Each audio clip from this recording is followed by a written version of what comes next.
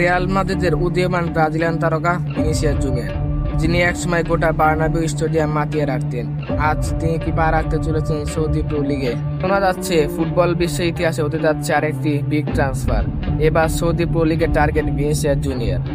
বিশ্ব ফুটবলে এক বিশাল চমক হতে চলেছে বলে মনে করা হচ্ছে। একাধিক বিশ্বস্ত ফুটবল রিপোর্টার এবং ট্রান্সফার এক্সপার্টদের মধ্যে সৌদি প্রো লিগের একটি বিখ্যাত ক্লাব ইতিমধ্যে ভিনিসিয়াস জুনিয়রের জন্য বিশাল অঙ্কের একটি অফার জানিয়েছে। এই প্রস্তাবের পরিমাণ হতে পারে 250 মিলিয়ন ইউরোরও বেশি। এই অঙ্ক শুধু রিয়াল মাদ্রিদের জন্য নয়, ফুটবল ইতিহাসে অন্যতম বড় রেকর্ড হতে পারে। সূত্র বলছে ভিনির এজেন্ট বর্তমানে সৌদি ক্লাবটির কর্মকর্তাদের সঙ্গে কথা চালিয়ে যাচ্ছেন। আলোচনার গতি প্রকৃতি দেখে মনে হচ্ছে এটি কেবল গুজব নয়, বরং বাস্তবে পরিণত হতে পারে। তাহলে প্রশ্ন হচ্ছে, কেন হঠাৎ এই পরিবর্তনের চিন্তা? রিয়ালে এমবাপ্পে আসার পর স্পটলাইটের কেন্দ্র থেকে একটু সরে গেছেন ভিনি। মাঠে কম মিনিট পাওয়া, নতুন স্ট্র্যাটেজিতে ভিন্ন ভূমিকা, এসবই হয়তো প্রভাব ফেলছে তার মানসিকতায়।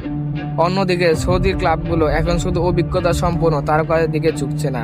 রোনালদো, বেনজেমা, সাদিও মানের পর এবার লক্ষ্য তরুণ এবং ব্র্যান্ড ভ্যালু সম্পন্ন খেলোয়াড়।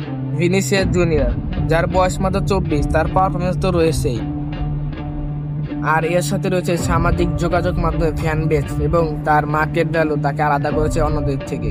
ভিনিসিয়াস জুনিয়র বর্তমান বিশ্বের অন্যতম সেরা ফুটবলার। তিনি তার স্কিল, ড্রিবলিং দিয়ে পুরো ফুটবল বিশ্বকে মাতিয়ে রাখছেন।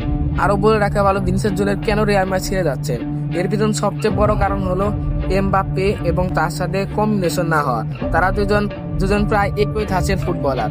তাদের নিজেদের গোল করার টেন্ডেন্সি অনেক বেশি, কিন্তু কথায় আছে না, এক জঙ্গলে দুই রাজা বসবাস করতে পারে না।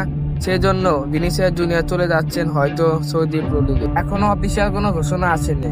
এটা কি শুধু একটা ট্রান্সফার গেম, নাকি ফুটবল দুনিয়ায় আরেকটি ঐতিহাসিক মুহূর্ত? অপেক্ষা শুধু একটা ঘোষণা, যাতে বদলে দিতে পারে ভিনিসিয়াস জুনিয়র ক্যারিয়ার আর সৌদি প্রো লিগের ভবিষ্যৎ।